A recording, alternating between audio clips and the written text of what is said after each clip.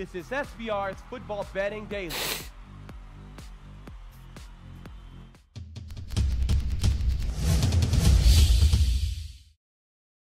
Hi, everyone. Welcome to SBR Sports Picks. My name is Peter Loshak. This is the pre-snap reads show for November 28th, Wednesday, November 28th. And I'm sad to announce that I believe this is going to be the last pre-snap reads show that we're going to be doing this year. It's been a lot of fun with Joe Gavassi, Al McMorty, and Ian Cameron, of course, who had a very nice record overall in the shows this year. And we're going to do one final show here where we have all the conference championship games going on. Of course, we will be doing bowl coverage during bowl season, so we'll be doing I'll be doing other individual bowl previews with hopefully Ian and maybe Joe and maybe Al McMorty as well. One final time, Joe Gavassi and Ian Cameron, thanks so much for being with us. Always my pleasure being with you, Peter, and with you, Ian, for the first time. I think we had a lot of fun here the last 3 weeks. Hopefully it gave the viewers some nice information as well. Absolutely. I'm going to reflect on a tremendous show. I think we've had a lot of fun, all four of us, Pete, Al, Joe, me. We've done a great job. It's been a great, always fun breaking down football. I'm pretty sure, Pete, you're right. We're going to be doing bowl preview videos. Yes. I've been contacted about being part of that, so I'm looking forward to that. And I'm going to miss Joe's animal sounds. Oh. I mean, I don't think anybody can do them any better than Joe Gavassi. They were fantastic. They were just brilliantly executed through all season long doing this show. Great job, Joe, with those. We had a good time on this show. There was even some entertainment value. I made some very nice jokes. I made one joke about Northwestern, I remember, where they said that they are a scrappy, spunky team. And I said, I'm scrappy and spunky, but not all the time. How do we know they're going to be scrappy and spunky in a positive way in this game? Remember that one, guys? Absolutely. Exactly. Good joke there. That was a great point, too. It was. Yeah. And that will actually come up in one of the games that we are going to cover with you, Joe Gavassi, which will be Northwestern and Ohio State. But first, let's get to the two games that were assigned to you, Joe Gavassi. Of course, these are all going to be interesting games. They're conference championship games. Always fascinating. The first one, the AAC title game, right? Memphis against UCF. These games tend to be very, very close, of course, and UCF is going to have their backup quarterback in there, Daryl Mack Jr., who is looking pretty impressive, right? So I'm not sure how much of a step down this is going to be. He had a great game last week when he came in the middle of the game. Is there going to be a letdown here, though, against a tough Memphis team? You know, last year's game went to overtime. The two teams played this year. It was a 1-point game. So this game does appear to have, down to the wire written all over it. Memphis is the dog. Joe Gavassi, again, we assign this game to you. Thank you for taking it. What do you like here, Memphis, UCF? First of all, I think a case can be made here for some value in this Central Florida side, despite the fact they've won 24 straight games. First game between these two saw Central Florida 5-point road favorite. Now, a normal transfer of 6 points from home field to home field would have made them an 11-point favorite in this. Now, the first sendout I saw was 7 points favoring UCF. Yeah. This line has since bet down to a current line of around -3 favoring the Golden Knights. So there could be some real line value in Central Florida here, depending on what you value quarterback Milton, who, of course, missed this game with that gruesome knee injury suffered last week. As you point out, quarterback Max stepped in, a little trouble the first couple series, then smoothed it out and had a good second half as the Knights made an easy winner for themselves over South Florida. They have, however, struggled a bit with this Memphis team. Let's take it back to the end of last year when these two teams vied for this conference title once again. It took 2 OTs in what could be predictably a high-scoring game. Well, UCF emerged a 62-55 winner. This year, just as close. In fact, Memphis had a commanding 2-score lead in the second half of this first game before UCF rallied. Milton threw a touchdown pass early fourth, and the game ended a 31-30 winner for UCF. Each of these teams has gone on from there and played outstanding football. I think there's going to be plenty of public support and that they'll have emotional ties for a UCF team, an injured team on a 24-game winning streak. But I'm going to go with the other side here. Quarterback White, outstanding performer for Memphis, as is running back Henderson. And that offense, averaging 44 points, 530 yards, virtually equal of UCF, maybe better now that Mack is at the controls. Most people believe that Central Florida has the better defense, allowing 10 points better, but the yardage speaks otherwise. especially the rush defense. The Tigers actually have the better defense in this game by meaningful amounts of yards and at the point of attack. As a result, they come in as one of my YPR plays. Those in the last month have gone 17-5 against the spread. They're backed up by my statistical indicator of the superior yards per play team, and along with the double revenge motive, I would look at the Tigers side in this one. Let's take one more look at something. Recent polls find UCF number 8 in the country. If Milton was playing, this rating could have easily been 7 or 6 by the people who are judging the Final Four, and I think that takes a little bit of the motivational edge away from UCF, knowing they literally now have no chance of making to the promised playoff land. We're going to look at Memphis Tigers to roar. There we go.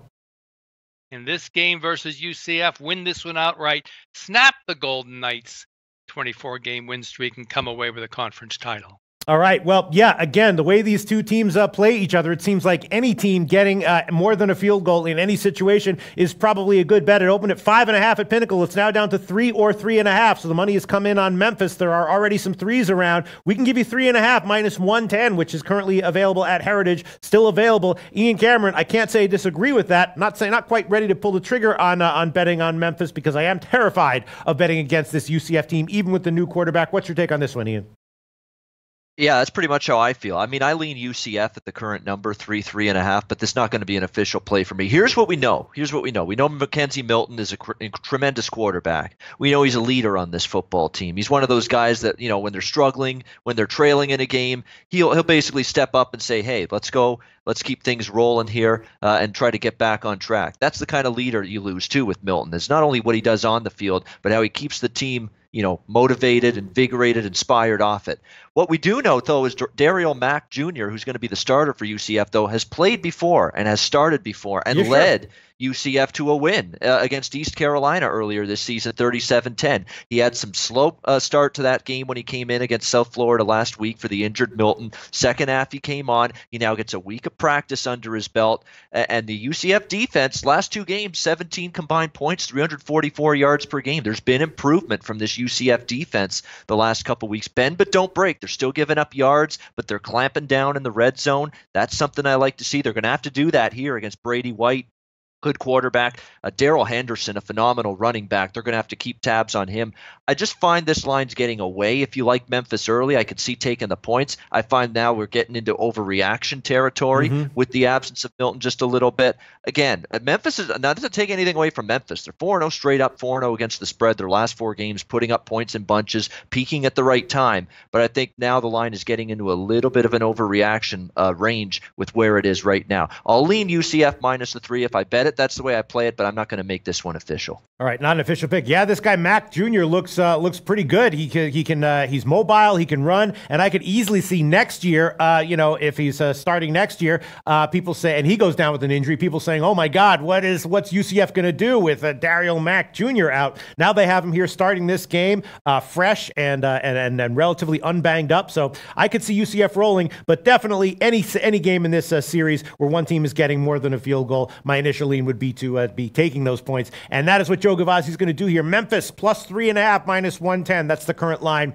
at Heritage. Next game we assigned you, Joe Gavazzi. Here we go. Alabama against Georgia, SEC championship game. Now Georgia pretty much needs to win this one in order to make it to the playoffs. If they lose, it's the end of a great season, and they won't be in the playoffs. Of course, Alabama has been absolutely dominant this year against any team where they weren't favored by more than 50 points. We know that Alabama tends to not like to, give enough of an effort to cover 50-point spreads against team that they are absolutely, orders of magnitude better than, but against teams where they're getting, other competitive quality SEC teams where they're a 21-point road favorite, giving 25.5 here and there. Alabama has been great this year. Georgia, though, has covered 5 out of their last 7, and you know that Georgia is going to leave it all on the table here. I definitely don't want to bet against Alabama here. I do think, though, that the under might be a good play. It's a high total here, 63.5. We remember, of course, last year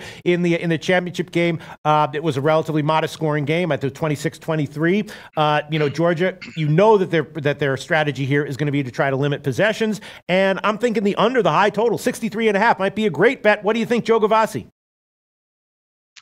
Well, my selection here could be suicide. Mm-hmm. Let's quantify all the excellence that we've all heard this year about Alabama. 12-0 straight up, of course, 8-3 against the spread, beating the line by a combined 58 points for the year, net 58 points for the year. And most impressively, every victory has come by 20 or more points, the first time that has ever been achieved in college football history.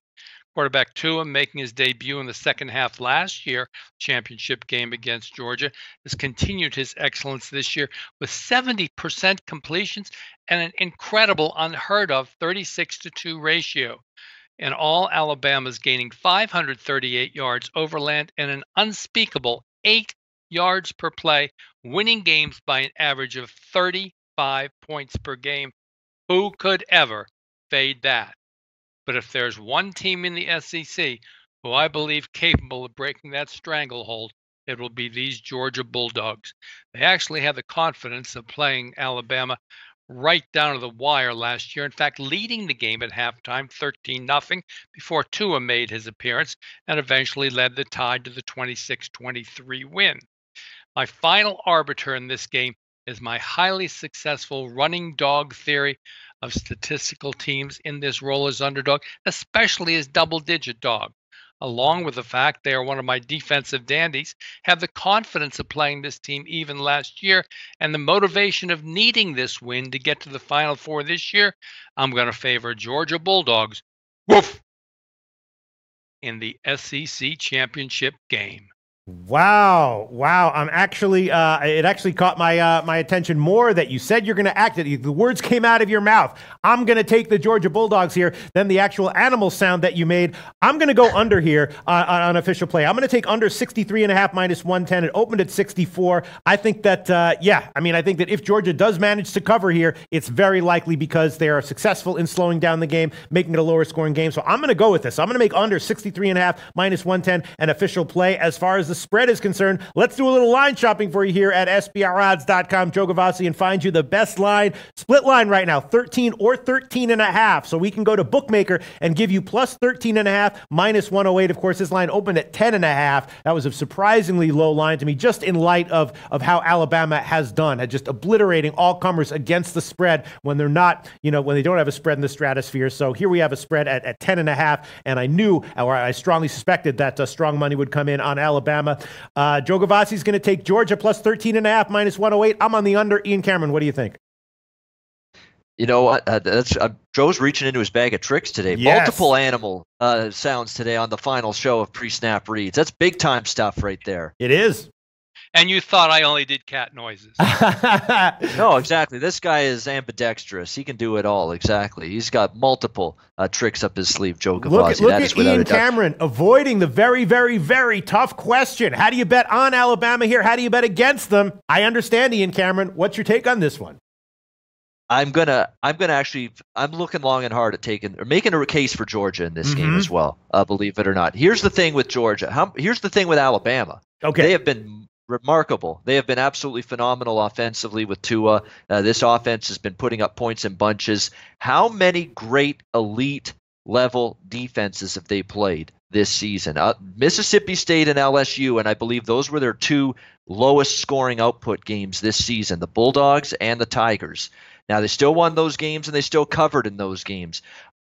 To me, I saw some chinks in the Alabama defense last week against Auburn. Auburn moved the ball for extended stretches in that game, and that's an Auburn offense that has been disappointing. That's an Auburn offense that hasn't been very good at all for extended time this season. And Auburn, I thought, moved the ball at times in that game against Alabama last week in Tuscaloosa. Georgia can do that. I'm seeing Jake Fromm play better and better as the seasons progress. Swift, the running back's been phenomenal. They don't miss Chubb and Michelle as much with him carrying the football. The defense, again, Alabama's going to get their points, but they've got to get their points and win by more than 2 touchdowns against a Georgia team that has proven last year, of course, in the national championship game, that they can hang toe-to-toe with Alabama. As long as I can get a 14, and I'm holding out hope, Pete, that we see 14. But hey, this is the last show. We got to try to throw out some official picks here. Even though it's not my optimal number yet, it's still less than 14. Give me Georgia official play here against Alabama, 13 and a half.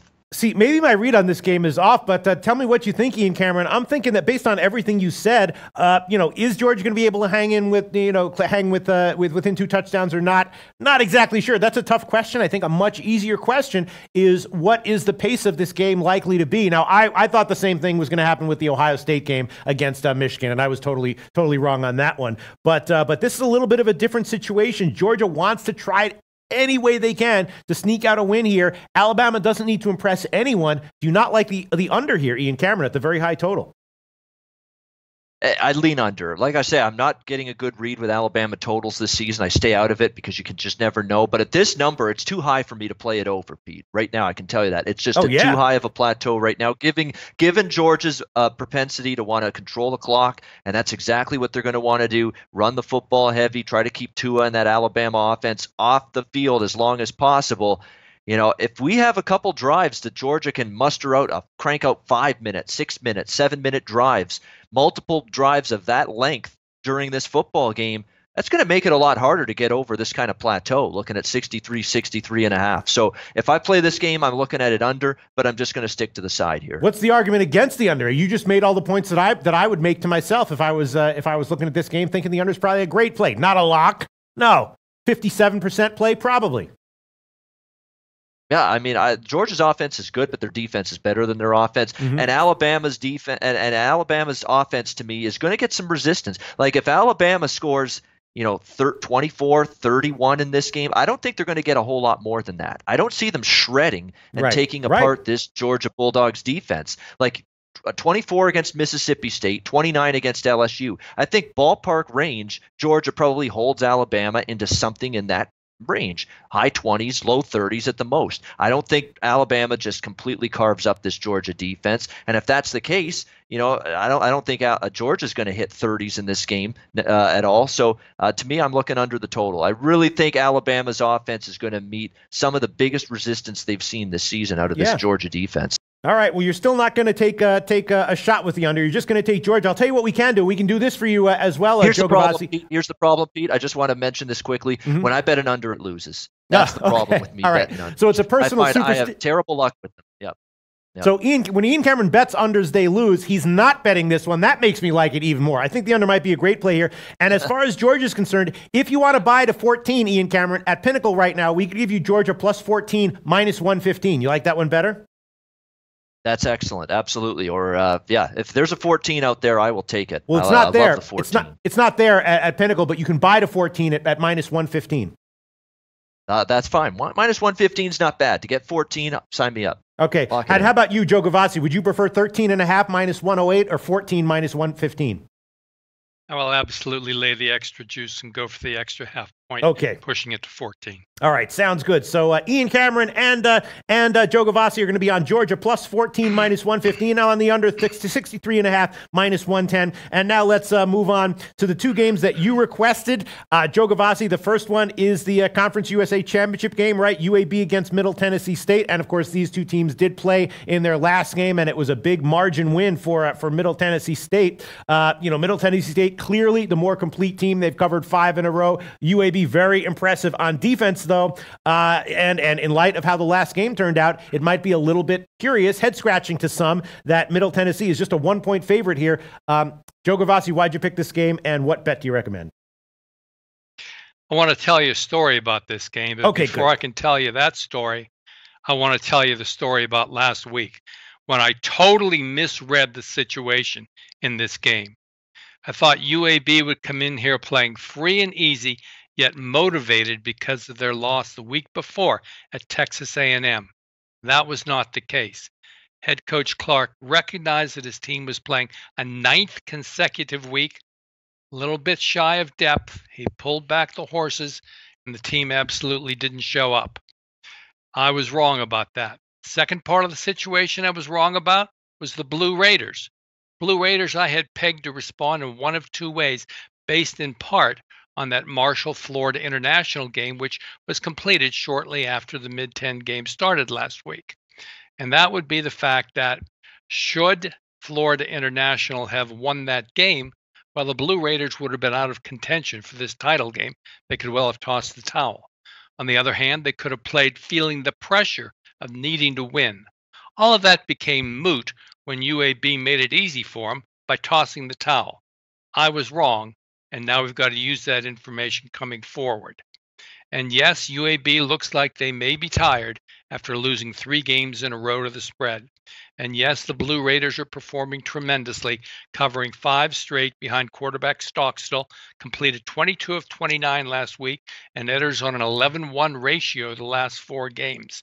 They've covered the last 2 games on this field by 37 points. So there's reason to look the Blue Raiders' way. But we're getting extra value here. Now getting UAB as the underdog, a swing in the line of 4.5 or even 5 points from where it was last week. And that's enough to push me to the value side of UAB as underdog, as the emotional scales this week and are clearly on the UAB side. From a technical standpoint, they qualify across the board for me.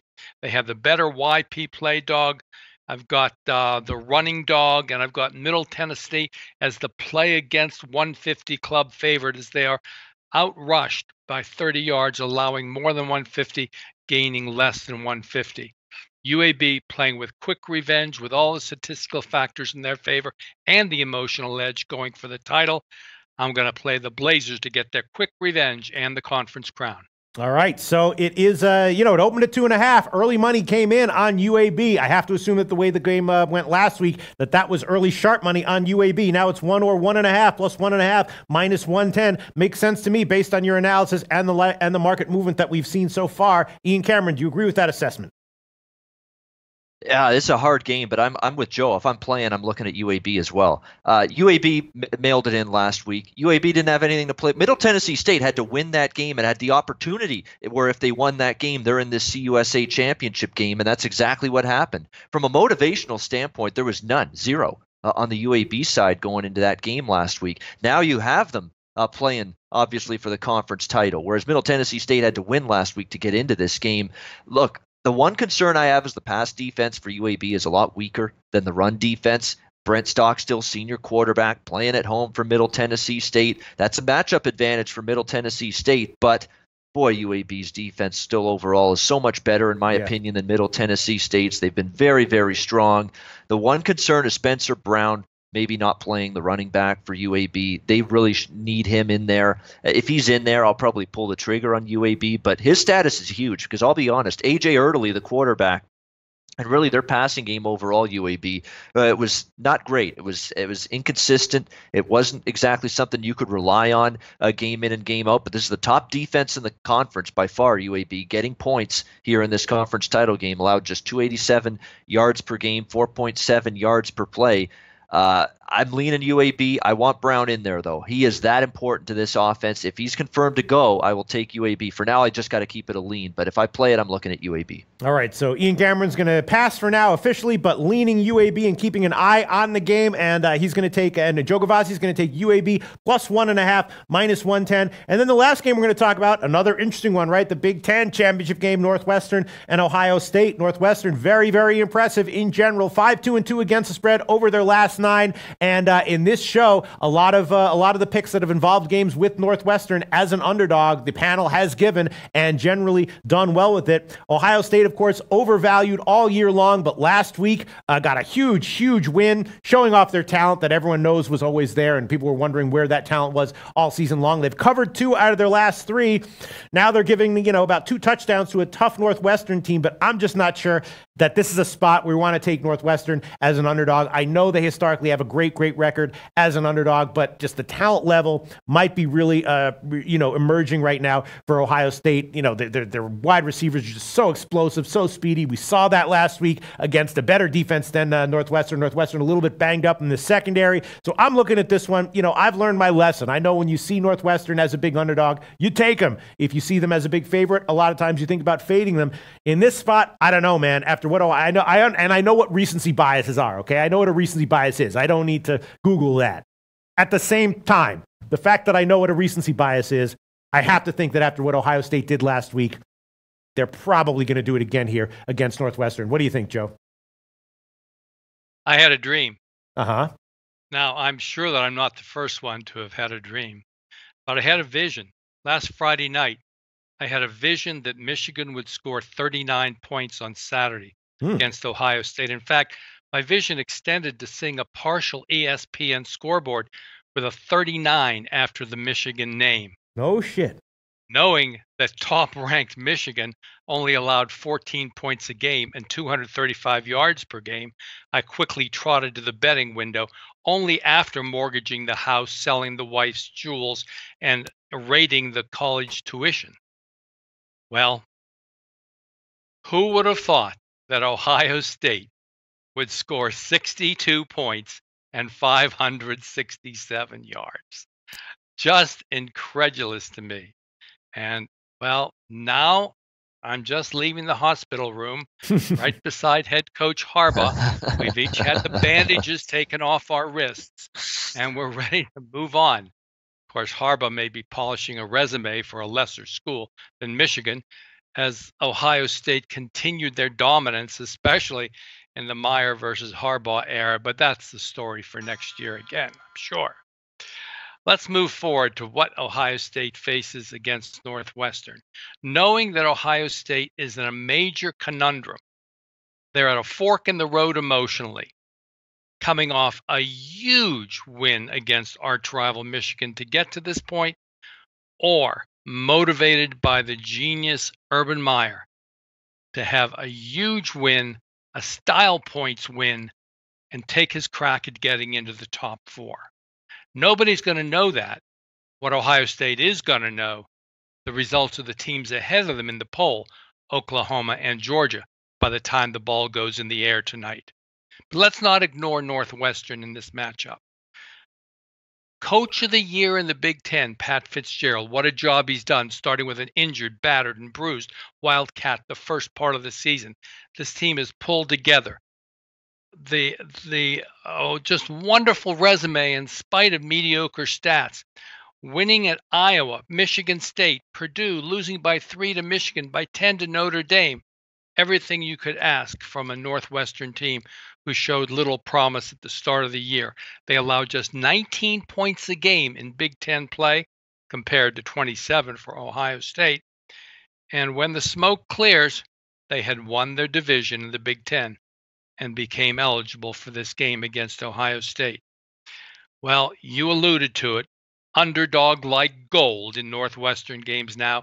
12-0-1 against the spread, running in part the Wildcats' record to 20-6 against the spread as a dog. I'm going to go with Northwestern as an underdog here, with the caveat emptor before doubling down and trying to get back my house, my jewels, and my tuition money. I want to know what Meyer and Haskins are thinking based on the results of those two previous games by Oklahoma and Georgia. Okay, so you're going to take. I'm sorry, I was just looking at the closing line on the total last week on the Ohio State game. Unbelievable. So you are going to make a Northwestern official play here? I'll make it clearer than that for you, Peter. Yeah. Yes. Thank you.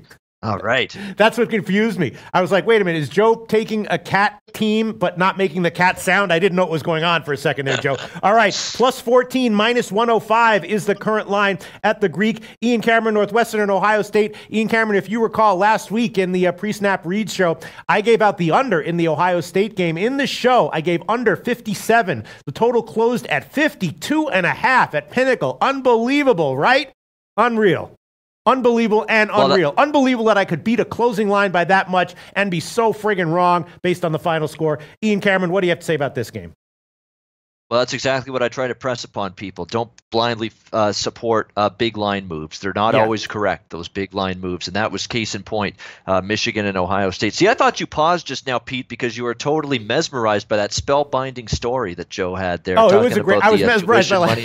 It was fantastic. And it was funny. And Joe never changes his voice pitch. He stays so serious and low key and just, that low monotone voice of Joe's, that deep voice. He just doesn't change the pitch, yet he's funny at the same time. He's like Stephen Wright. That's a skill, Joe. You remember the comedian Stephen Wright? He's like the Stephen Wright of sports handicapping broadcasting here. Phenomenal, just phenomenal. And I'm right with Joe on the Northwestern side. I don't care. To hell with Ohio State as far as I'm concerned. Look at this. I mean, you look at is Virginia Tech a good team? No, they're not. But they beat their rival. Is Ohio State a good team? I mean, they beat their rival Michigan, but before that, you could say from a point spread perspective, they weren't very good. They were 1-6 against the spread. They barely beat Minnesota. They struggled in that game. They barely beat Nebraska at home, and were very fortunate to hang on in that game. Of course, they had the big loss to Purdue. This is an Ohio State team that I think is still flawed, and I'll tell you one thing you're going to get out of Pat Fitzgerald's Northwestern team, and I know they've had injuries. You're going to get a grit. You're going to get toughness. You're going to get a feisty 60-minute effort from this football team. That's all they've done all season. They haven't lost by more than this point spread in a single game all season. Every loss has been a tight, competitive loss for this Northwestern team. Clayton Thorson, by the way, he's a senior, and he's played Ohio State before. In fact, he played them 2 years ago, 2016, in the Shoe in Columbus. Final score, Ohio State 24, Northwestern 20. A 4-point game. Northwestern covered wire to wire as road underdogs at Ohio State. Northwestern only got outgained by 25 yards. And the underdog in Northwestern games this season, only 11-0-1 against the spread. The underdog in Northwestern games. I'm not even fully convinced Ohio State gets themselves in a position at any point in this game to be even up 14 points. I really think they're going to get pushed by this Northwestern team. Thorson's a senior quarterback. Isaiah Bowser has given this team a running game lately in the absence of Jeremy Larkin. Their defense is tough. It's physical. It'll give up some yards, but they force turnovers. They rip the ball out. They've done a great job doing that, and they are going to harass this Ohio State team and bring everything they've got. And I think it's enough to stay inside this number, Northwestern plus the points. Official play, Ian Cameron, right? Yeah, absolutely official. All right, plus 14, minus 105. Great arguments, great analysis from Ian Cameron and Joe Gavazzi. I'm going to stay off it for now. That's probably a good thing. Joe Gavazzi's website is joegavassisports.com. Again, joegavassisports.com. Definitely go there. Definitely check it out. Definitely see what he has to say. A lot of free stuff there. A lot of affordable, valuable for-pay stuff, right, Joe? Absolutely. And get the point spread prognosis, only $9 a pop every week. Top games of the week in there, and make sure to check out the articles. And with basketball season coming right around the corner, you want my money management thesis. Okay. Joe Gavazzi, thanks so much. We'll talk to you again very soon, hopefully. Yes, sir. We'll look forward to the bowls. Good luck out there, guys. See you later, Ian. See you, Joe. See you, Joe. Thanks so much, Joe. All right. Now, I guess is Al McMorty there? We got Al McMorty. Okay, we're going to wait for Al McMorty to come. While we do that, of course, we will look to some of these games that Ian Cameron suggested that he wanted to talk about. Clemson-Pitt or Texas-Oklahoma. What would you like to discuss here, Ian Cameron? Of course, the Clemson-Pitt game is very interesting. Pittsburgh was on an absolute ATS roll. Last week, it was in this show that we suggested that Pitt might be in for a down week ATS-wise. Miami did roll. Now they're getting huge points against Clemson, though. What's your take on this game, Ian Cameron? It's an interesting game. I mean, Pittsburgh's been very, very good to me. I do worry about this matchup just a little bit from a Pittsburgh standpoint. It's a run-heavy offense. It's a team that really relies on the run game offensively with Kadri Ollison and Darren Hall, the two running backs who've been fantastic. But Clemson's defensive front's phenomenal. I mean, they've shut down the run all season. What are they giving up? 91 yards per game, 2.4 yards per carry on the ground, elite run defense. So it makes it on paper look bad for Pitt. Here's the thing, though, and that's why I'm going to look to Pitt here still.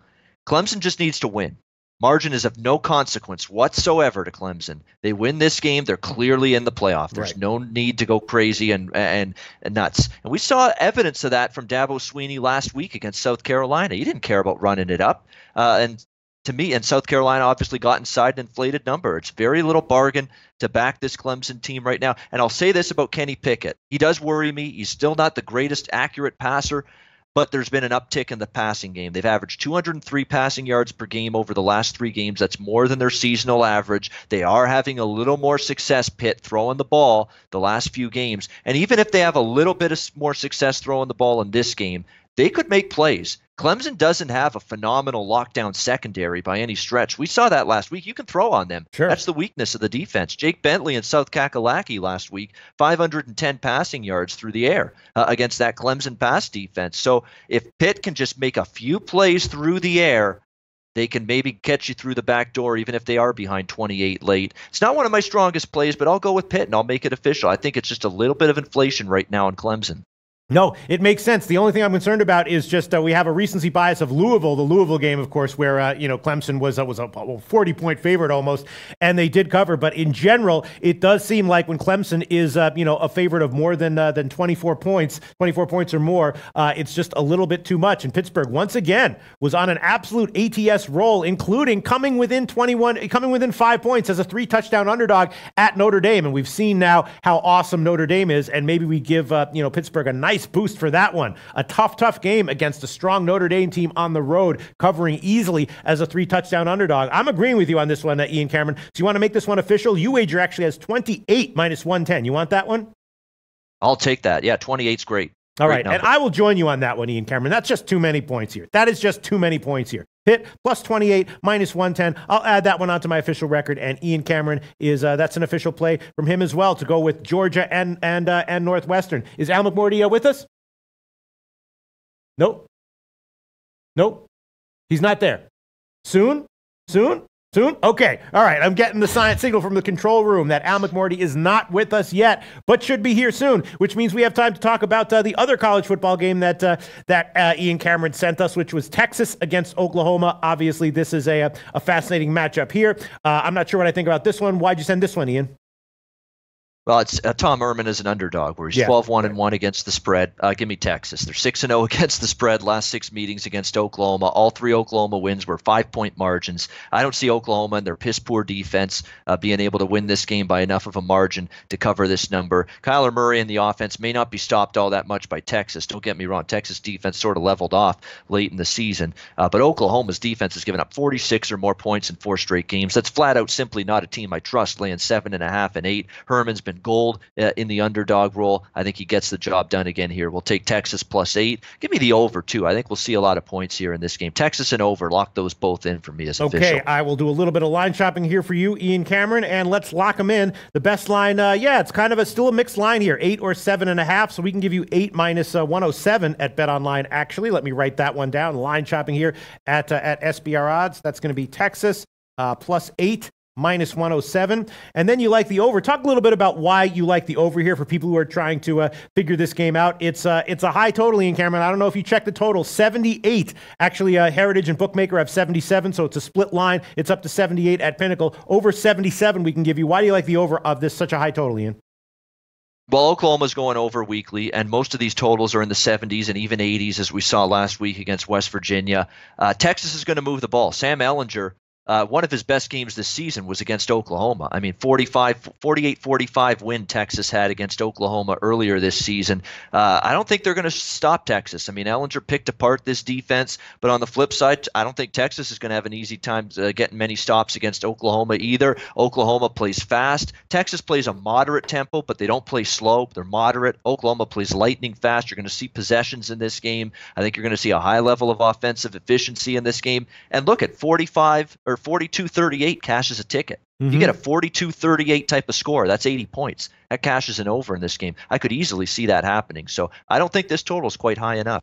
You're absolutely right. I mean, you don't think the Texas deep. You have any reason to believe that Oklahoma won't, put up 50 again as they've been doing week in and week out over the past 2 months or so? Yeah, I think they'll keep on doing it. I really think they're balanced. They can run it. They can throw it. Murray's got the ability to make plays with his feet. That dual threat quarterback. That's another layer of a quarterback's ability that you got to, or an offense's ability that you got to worry about. Not only the throwing, not only the running, but the quarterback's mobility as well. Very difficult to have to stop and have to watch over all 3 of those things happening. So Oklahoma's going to move the ball here, but again, I think Texas is going to match them point for point, and I think it's 3.7 point game when it's all said and done for somebody. Heck, don't even rule out Texas winning outright. Sure. I mean, remember, Herman's won of these 14 times he's been a dog. I think he's won outright 9 or 10 of those times. So don't discount the Texas outright win either. Okay, so Ian Cameron expecting the same as the first meeting, a close, high-scoring game. He's going to take Texas +8 -107 and the over 77 -110. Let's see if we got Al McMorty here. Let me check with the control room. Hey, Al, you there? Hello. Hey, dudes. Hey, bros. Oh, Al has Skype problems. Okay, I think Skype was updating today. So yeah, it was doing that to me earlier. Yeah. Is he out, or should we wait more? He's going to call. He can't call. So he's done. So no Al McMorty. But should I wait for the games that he was planning to cover? Okay, thank you very much. All right, this is live TV, live streamed internet live television, TV. Folks. Yeah. Okay. By the way, that Big 12 game, by the way, in Jerry World. So again, weather won't be an issue. So that's another thing to like with that over. Absolutely. All right, Ian Cameron, let's talk about NFL then. You've sent 4 games that you think are interesting: Chargers, Steelers, Cleveland, Houston, Buffalo, Miami, Arizona, Green Bay. The Chargers game is very interesting. What do you think about that, Ian? I like Pittsburgh there. Only 3.5 there. It's a bounce back spot for the Steelers. It's actually my roundtable best bet on the show that we did this morning. I think it sets up well for Pittsburgh. You look at that game against Denver. They lost. It looks like a bad loss. How do you lose to the Broncos? The way the Broncos have struggled this season. Well, it's their second road game in a row. They played Jacksonville in that miraculous comeback win. Then you got to travel on the road the next week in Denver, thin air, high altitude. And Pittsburgh was, just mistake prone. Penalties, turnovers. Way too many turnovers. They outgained Denver by 200 yards, so they'd probably deserve to win that game, but they shot themselves in the foot with bad turnovers. Ben Roethlisberger, the pick right down by the goal line when they were trying to tie the game. That put an end to that game. Now you're back home. They've been a good bounce-back team. Steelers 6-0 ATS, last 6 tries off a straight-up loss. That's the situation here. Now the Chargers having to go coast to coast, play on the road. Chargers playing good football. I don't want to take it away, but Phillip Rivers had a near-perfect game for most of that game against Arizona. What do you have, 22 straight completions to start that football game? One of the most incredible starts to a game you'll see from a quarterback. Very often you'll see a quarterback, you have a big bounce the other way after a performance like that. Not going to be as easy against a much better team, a much better defense on the road, and I like the Steelers in a bounce back spot. I'll lay the 3.5 with them there. Yeah, it is a split line. Bookmaker has 3 -122. Pinnacle has a 3.5 +102, and I can probably buy the 3 at a little bit of a better line for you there. I'll do a little bit of line chopping for you to see if I can. But for right now, we'll give you -3 -122. Steelers against the Chargers. Let me just put this one in here. Steelers -3 -122. Dudes, here we go. Start with his games. Okay, that's great. All right, so Ian Cameron, there were a couple games that were assigned to Al McMorty. We're going to cover them right now. You do not have to give a pick, but you can give some thoughts on these games, right, Ian? Ian? Absolutely. Yeah, okay. Any game, anytime. All right, so we'll talk about these were games that were assigned to Al McMorty that we want to get coverage on, but that Ian Cameron was not requested from Ian that he have a pick on either of these games, but we can definitely talk about them. And the first one is fascinating game here, right? Fresno State and Boise State. Now, we talked about this game the last time that they matched up together, and I believe you were on Fresno State on that one. I was on Fresno State in the show, but then in the Low Shack in the Bag show, I started to realize that I might have made a mistake, and I took it back. I took Boise State on the money line. You generally don't want to do that, and I was being very risky there, but I started to, the closer we got to kickoff, the more I felt that it was a trap, a play that was, it was on paper. It looked like Fresno State would have a significant edge. They had the motivational issues, to go into Boise and get a statement win, and they lost outright. But here they go; they can do it again. In that one, they were a favorite of about 2.5 points. Now they're an underdog of about 2.5 points. I'm leaning Fresno State again. What do you think, Ian Cameron? Yeah, I hear you. I think Fresno State's got a shot in this game. I think they can play better than they did the last time they played Boise State. But we're talking about a Boise State game that's a team that's been disrespected in the betting markets week in and week out. It was disrespectful that they were a home underdog to Fresno, and they showed why. It was disrespectful they were only laying 2.5 and 3 against Utah State last week, and they showed us why. And you know what they're showing me? They're showing me that their defense, even with a ton of guys out, is rallying up and playing great football. They've got a bunch of key cogs out for the season due to injury on defense. David Moa, defensive line. Anthony Pierce in the secondary. Wimpy, the linebacker, was their leading tackler. All done the last few weeks due to season-ending injuries, and they just keep bringing it on the defensive side of the football. They neutralized Jordan Love in that explosive, high-powered Utah State offense last week, and they've already shut down McMarion in this Fresno State offense. They made them very ordinary when they played them on the blue turf just a few weeks ago. I hear you. I think Fresno State's got a chance. I think Jeff Tedford's done a remarkable job, but to me, there's still some value toward Boise. I'm not taking Boise here, but I'm reluctant to go back on Fresno State again here. I think Boise State still, the value in this point spread currently still with them. Yeah, they've covered 3 in a row, and their last game at home against Utah State, very impressive. That is an offense that if you don't contain the Utah State offense, they'll hang a 50 on you. They'll do that to you, Ian Cameron. They'll hang a, they don't care who you are. They don't care where they're playing, Albertson Stadium, anywhere. They'll hang a 50 on you if you're not careful. And they contained the Utah State offense pretty impressively. Boise State was, again, a 2.5-point favorite against that team. How would you compare Fresno State to Utah State? Is Fresno State a better team? Just off the top of your head, is Fresno State likely to be able to bring anything here that Utah State wasn't able to bring last week? They have a better defense for sure than Utah State. There's no question. I love that Fresno State defense. But Boise State's defense, I think I wasn't convinced in the first meeting Boise State's defense would be as good as Fresno's. They showed they could be as good as Fresno, if not better. And that's my concern. And when you look at quarterbacks, I like McMarion. He's had a good season. He's had a good couple of years here at Fresno. But Boise's got the senior in Brett Rippon, a guy that's been very good. Especially down the stretch here. He's been really, really efficient at the quarterback spot, hasn't made mistakes, has relied on his running back as well to provide a balanced offense. So a lot of the areas Fresno's strong, at least based on their performance the last few weeks of the season, Pete, Boise's proven they can match them in a lot of those areas. Yeah, I mean, Fresno State has lost 3 in a row ATS after having rattled off like 7 straight ATS covers, although their last 2 losses were just at home where they got the wins. They weren't, a big enough... They were too big of a favorite to get the cover. They beat San Jose State by 18. They were 32-point favorite. They obviously weren't fully motivated to get a blowout win there. Probably trying to save things up a little bit for this Boise State game. I know Al McMorty in particular doesn't like to look at look-ahead spots as a factor, but I have to think that was at least a little bit of a factor that was on the minds of the Fresno State team. Here they go. They get a second crack at Boise State. I'm an inch away from taking Fresno here at +3, -115. But you're just impressed by but you think that the Boise quarterback is just a big difference here, and he's just going to, whatever happens on the rest of the field, he's going to lead them to a victory?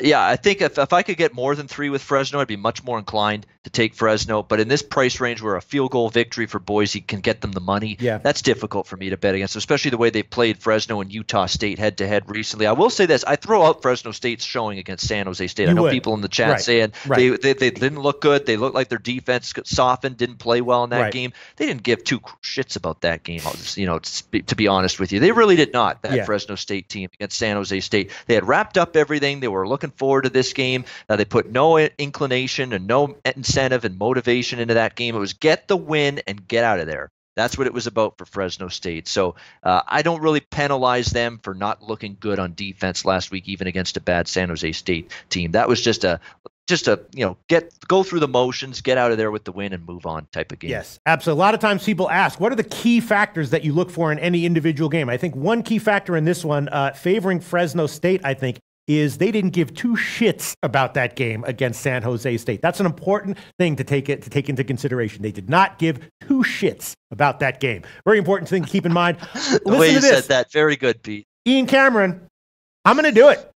I'm taking Fresno State here, +3, -115. There was reason to like them in the first game. Boise, came back and proved that they can't be rolled over at home. Now Fresno gets a second chance. There's a 3 available at the Greek, and I'm going to make this one an official pick. Fresno State, +3, -115. I'm going official, Ian Cameron. All right, that's it for that game. I'll say one thing quickly to boost your case. Last year, the regular season meeting, Boise State lost. Boise State got him back in the Mountain West title game. This year, Fresno lost the regular season meeting. Can Fresno get him back in the Mountain West title game this year? Yeah. Something to think about. I mean, it's going to be tough. Boise is an impressive team for all the reasons you stated, but I'm going to make it as an official pick. Fresno State +3 -115. That's the current line at the Greek. We got Al McMorty or just no? Okay. No Al McMorty. So Ian Cameron, it's going to be up to you and me to cover the second game that we had that we were assigned, that Al McMorty was assigned to cover, and that is the Vikings against the Pats. Vikings against the Pats. Ian Cameron, you're prepared to talk about this game because last week Minnesota was a play. Jimmy the Bag jumped on Minnesota immediately. Though I think that was the first pick that he made sure he locked in last week. He got it at 3, got bet up to 3.5, and of course Minnesota did get the relatively comfortable win over the Packers. Now they're catching some points against the Pats, who are second off a bye. Nice win against the Jets. It was a road game. They were a big favorite. It came close to the closing spread. Second off a bye for the Pats. Minnesota off a big win against Green Bay. They're third off a bye. This is a tough one. I'm still trying to figure my way around this game. What do you think, Ian? Yeah, I'm going to go with Minnesota and the over here in this game, Pete. I like both the side and the total. Xavier Rhodes' status for this game is definitely a concern. There's no question. Xavier Rhodes, obviously, they'd like to have him in there. He's questionable. If he doesn't play, I'll probably like the over more. If he does play, I like Minnesota more. But I like them both enough to bet them regardless of whether Rhodes plays or not. I think Minnesota's got a shot in this game. Kirk Cousins, I think, is going to make some plays here. This receiving core with Diggs and Thielen, they're going to do a great job, I think, down the field. Dalvin Cook, by the way, has been staying healthy, and he's been a factor lately running the football for this Minnesota Vikings team. That's big. I wasn't impressed by the Patriots last week against the Jets. I mean, that was a sluggish performance. The Jets didn't play well at all, and yet New England still needed late fourth quarter to finally pull away and put that game out of reach. The offense has been capable. The defense, still, you can move the ball on them. Josh McCown moved the ball against that Patriot defense last week. I think Cousins and a balanced offense can do the same here. And I think we see some points. So 48.5, I'll go over the total and also look toward Minnesota plus points in this game. All right, the market is definitely uncertain as of right now. Most places have 5, but Bet Online, I'll lean to Minnesota at 4.5. Pinnacle and Intertops and a few other places are up at 5.5. That's kind of interesting. So we can give you the Pinnacle line, Minnesota plus 5.5 -111, and the total, no 48s. We're going to have to give you 48.5 -108. Is that okay, Ian? Yeah, that's fine. That's fine?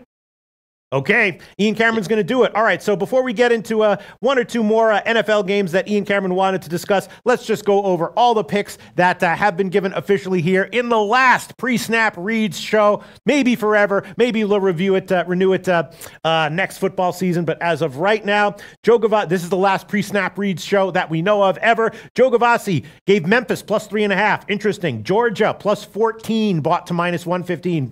Georgia plus 14, bought to 14 at Pinnacle. -115, UAB plus 1.5, and Northwestern plus 14 -105. Ian Cameron's official picks so far as follows: Georgia bought to 14 -115 at Pinnacle, Northwestern plus 14, Pittsburgh Panthers plus 28 against Clemson, Texas plus 8, Texas Oklahoma over 77, Steelers -3 -122, Minnesota Vikings plus 5.5 -111, and the Minnesota game over 48.5 -108. And I've given 3 plays. I don't know, Ian Cameron. I'm kind of liking all of them. Georgia, Alabama, under 63.5 -110. Again, last week I gave the Ohio State game under 57. Beat the closing line by 4.5 points. You know how hard that is to do in college football? Didn't matter at all. Lost by 50, however much it lost by. Pittsburgh, plus 28. I'm tailing Ian Cameron here. I agree that's just a few too many points. Pittsburgh coming off the loss to Miami, but I'm going to take Pittsburgh 28. And Fresno State, plus 3, -115, getting some revenge in the championship game after the loss during the regular season. All right, Ian Cameron, we got a few more minutes. Pick another NFL game that you want to talk about. Cleveland, Houston, Buffalo, Miami. I like Miami last week coming off the bye to get a cover, but not necessarily a win against Indianapolis. Can they do it again here? Why don't we talk about that one? Miami at home against Buffalo. Why do you like that one, Ian? Yeah, that's the one I was going to pick because it's the one I probably like the most of the bunch. The Miami Dolphins, you got to wonder, can they be trusted in this kind of price range? Demoralizing loss last week against the Indianapolis Colts, a game that they had a lead going into the fourth quarter, early in the fourth quarter. They extended it to 10 points, and next thing you know, here comes Andrew Luck and the Colts coming all the way back and beating them. A crushing loss for Miami's playoff hopes. They still have playoff hopes. They have to win this game to further them, but they're very slim now after that loss. The Buffalo Bills just got a late season bye week prior to last week against Jacksonville. That's big. When you get these late season bye weeks in the NFL, that's big because the injuries mount. You're tired, you're fatigued, you're worn down. You get some injured bodies back, and they look like a fresh, revitalized, energized football team last week against Jacksonville. 24-21 win. Josh Allen came back at the quarterback spot. His numbers aren't going to jump off the page at you, but he had a big 75-yard touchdown pass. He ran for 99 yards. And I think Miami's defense is going to struggle. They've given up 27 points, 7 of their last 8 games. They've faced 2 mobile quarterbacks recently, Trubisky for Chicago, Deshaun Watson for Houston. They gave up 28 and 42 points in those games. And Allen's ability to run, I think, is going to pose some problems. Miami's defense has lacked a pass rush consistently. They've not necessarily stopped the run or mobile quarterbacks. I think it's a tough matchup for them here.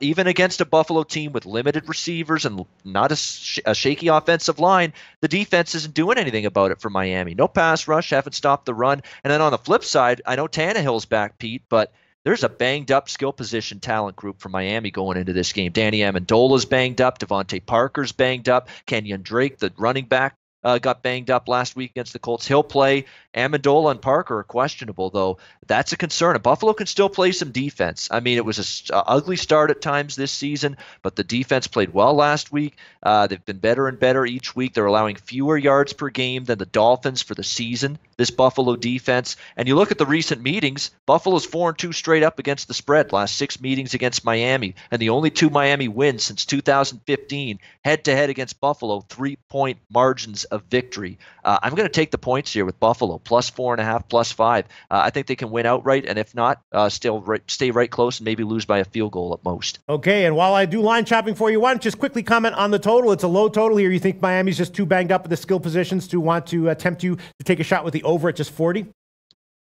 Buffalo is starting to go over these low totals. They went over the low total against Chicago. They went over the low total against the Jets. They went over the low total against Jacksonville last week. I think there's value over. At this number, I could only look over the total, even with those concerns. And maybe the Buffalo team total over, which should be very low. Right now, we can give you Buffalo plus 5 minus 112. Plus 5 minus 112. That is Ian Cameron's final pick of the show and the final pick ever of the Pre-Snap Read Show. Buffalo plus 5 minus 112. In honor of that, I will tail that one as well. I will tell that one just in honor of that one being the final pick of the Pre-Snap Read Show ever. Ian Cameron, thanks so much. Talk to you again very soon. Thanks, Pete. It's been a great season. Take care.